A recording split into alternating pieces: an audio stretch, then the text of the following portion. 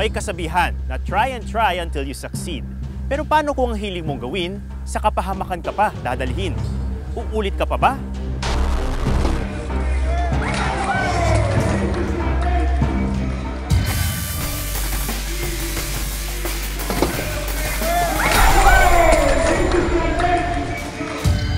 Mula sa ramp board, 2 beses siyang nagpaikot-ikot sa ere. Kaso, mali ang pagbagsak. Kumampas ang katawan niya sa semento. Hindi na nakatayo si Dan, isang BMX stunt rider. Bali, ang nangyari, madulas yung buwelo na maiksi. Pagka daan ko sa ramp, sumabit yung likod habang nag-attempt ako mag-360.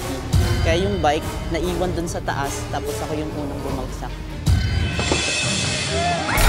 Sa loob ng 8 taon sa BMX stunt riding, noon lamang ininda ni Dan ang matinding sakit ng pagsemplang.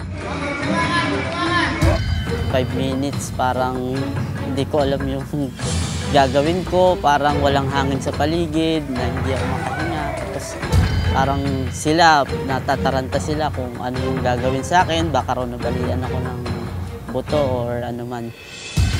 Isang buwan siyang nagpahinga. Nang bumuti na ang pakiramdam, balik sa bike si Dan. Hindi sumusuko si Dan kahit pa paulit-ulit ang pagsemplang. Parang hinahanap-hanap na siya ng katawan ko na maglalaro ako. Parang mas lalo na ako nanghihina pag hindi ako nakakapag-bike.